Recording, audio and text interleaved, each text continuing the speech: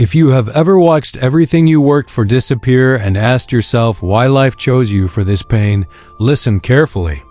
Because sometimes what looks like punishment is actually preparation for the person you are meant to become.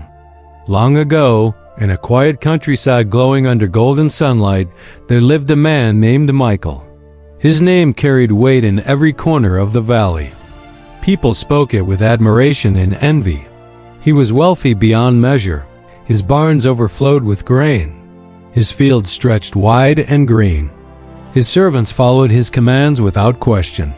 His mansion stood proudly on a hill, tall and unbending, as if even the earth had to look up to him. But beneath all that wealth, Michael's heart had slowly grown empty. When villagers thanked God for the rain, Michael would say, "Rain? That's my irrigation system." When they praised the harvest, he smiled proudly and replied, "That's my hard work." Once, an old priest gently told him, "Michael, everything you have is by God's grace." Michael laughed and said, "Grace? No, Father.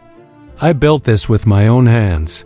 That very night, thunder rolled across the sky, shaking the windows of his mansion. But Michael did not pray. He turned away, certain that nothing in the heavens could touch what he had built on earth. He was wrong. The next morning, the sky was dark and heavy. A strange wind swept through the valley, slow and unsettling, as if the world itself was holding its breath. Then disaster struck. Lightning tore through the edge of his fields, igniting the dry crops. Fire spread faster than the rain could fall. By dawn, his fields were ash. His barns had collapsed. Thieves took what little remained. His servants fled in fear. Michael awoke to silence where abundance once lived. His power, his pride, his possessions were gone. He fell to his knees among the smoking ruins and cried out, "Why, God? Why take everything from me?" But the sky gave no answer. Only the wind moved through the ashes, carrying his cries away. That was the day Michael's true journey began. Barefoot and broken, he wandered from place to place. His hands, once smooth from counting coins, blistered from hard labor. His fine clothes tore and faded. The villagers who once bowed before him now turned their faces away. He was no longer admired, he was invisible. One evening, as the sun sank low and red, Michael stumbled upon a clearing near the forest. There, beneath a lonely tree, sat an old carpenter repairing a broken chair. His hands were rough. His beard was silver. His movements were slow and steady. He looked up and smiled kindly. "You look tired, traveler. Sit." Michael hesitated. Kindness felt unfamiliar now. Still, he sat and drank the water the old man offered. After a long silence, Michael spoke. "I had everything. Wealth, power, respect, and now I have nothing. Tell me, old man, why would God punish me like this?" The carpenter paused, looking at the broken chair. "Perhaps God did not take from you," he said quietly. "Perhaps he is shaping you." Michael frowned. "Shaping me into what?" The carpenter held up a piece of wood. This was once part of a mighty tree, tall, proud, strong. But when the storm came, it broke. Now I carve it again, not to make it taller, but to make it useful. Those words settled deep inside Michael's hollow heart. Days turned into weeks. Michael stayed and helped the carpenter. He carried water, chopped wood, sanded planks. At first, he worked only to survive, but slowly something changed. He learned that every strike of the hammer mattered. Every careful cut had purpose. The carpenter never rushed. He worked with patience, humility, and gratitude.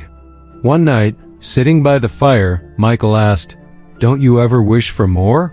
Wealth? Comfort? Recognition?" The old man smiled softly. "Once I did. I begged for riches and fame. But God gave me only enough to live because he knew too much would destroy me. Peace," he said, "is better than plenty." That night, Michael lay awake thinking about his old life. The gold, the applause, the power. None of it had ever given him peace. For the first time in his life, he prayed. Not for wealth, not for success, but for understanding. Months passed. The proud lord became a humble craftsman. His hands hardened, but his heart softened. One crisp morning, he climbed the hill where his mansion once stood. The ruins were still there, but among the ashes, he saw green shoots pushing through the soil. Tears filled his eyes. He fell to his knees. "Now I see," he whispered. "You didn't destroy me. You stripped away my pride so I could see the truth. You took my possessions so I could find my purpose." A gentle breeze touched his face, soft and warm. Michael smiled through his tears. For the first time, he felt real peace. Not the fragile peace of having everything, but the unshakable peace of understanding why he lost it.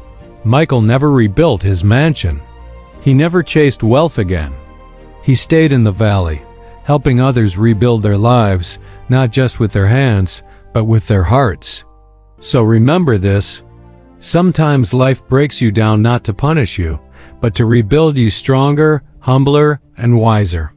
When you lose everything, it may not be the end. It may be the beginning of becoming who you were always meant to be. If this story resonated with you, share it with someone who needs to hear it. Thanks for watching, and don't forget to subscribe for more stories that inspire.